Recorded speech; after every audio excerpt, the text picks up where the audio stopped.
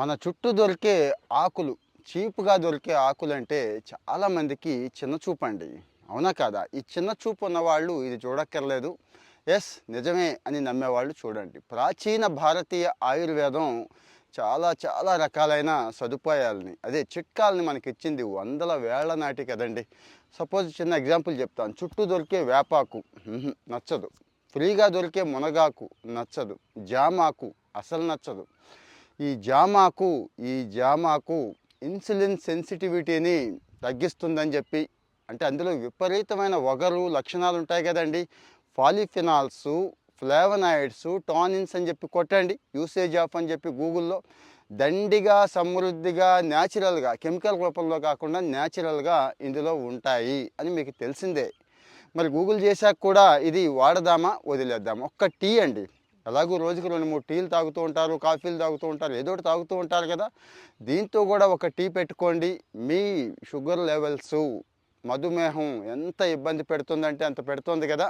25-30లకే వచ్చేసి షుగర్ వచ్చేసి ఏమీ చేయలేని పరిస్థితి. పాపం చాలా బాధపడుతున్నారు. అంటే టాబ్లెట్లు గట్రా అన్నీ మానేసి ఇది ఒక్కటే కాదు నా ఉద్దేశం. కాస్తో కోస్తో దానికి ఇది అడిషనల్గా హెల్ప్ చేస్తుంది. భవిష్యత్తులో అసలు షుగర్ జబ్బే నాకు రావద్దు, డయాబెటీస్ నుంచి దూరంగా ఉంటాననే వాళ్ళకు కూడా అద్భుతంగా పనిచేస్తుందండి. ఇది బాడీలో కార్బోహైడ్రేట్స్ మీకు తెలుసు కదా. విపరీతమైన అన్నం తీసుకుంటూ ఉంటాం, ఇంకా కార్బోహైడ్రేట్స్ ఫుడ్ అంటేనే అలా అయిపోయింది. దాన్ని తగ్గిస్తుందండి. ఆ కార్బోహైడ్రేట్స్ శోషణ చెంది బాడీలోకి రావటాన్ని తగ్గిస్తుంది.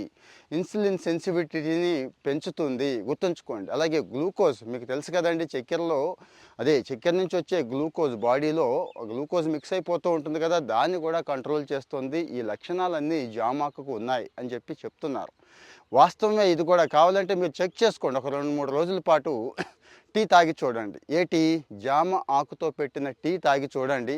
మీకు ఆ బెనిఫిట్ కనపడుతుంది. ఇది ఓన్లీ డయాబెటీసే అంటే కాదండి. మంచి వగరు ఉన్నవి, కరక్కాయ దగ్గర నుంచి ఇలాంటివి చాలా ఉన్నాయి కదా.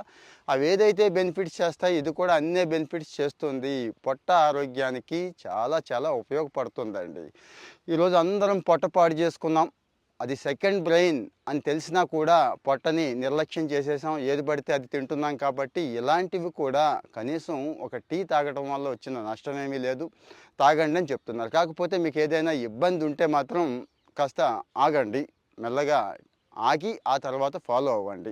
ఇక డయాబెటీస్ వాళ్ళు మళ్ళీ చెప్తున్నాను, రెగ్యులర్ మెడికేషన్ ఫాలో అవుతూ దీన్ని కూడా తీసుకోండి. అసలు డయాబెటీస్ వద్దన్న వాళ్ళు రెగ్యులర్గా తీసుకోండి. ఫాలో అవుతూ ఉంటే ఇలాంటి మంచి విషయాలు షేర్ చేసుకుంటూ ఉందాం. మన వాళ్ళకు కూడా షేర్ చేయండి.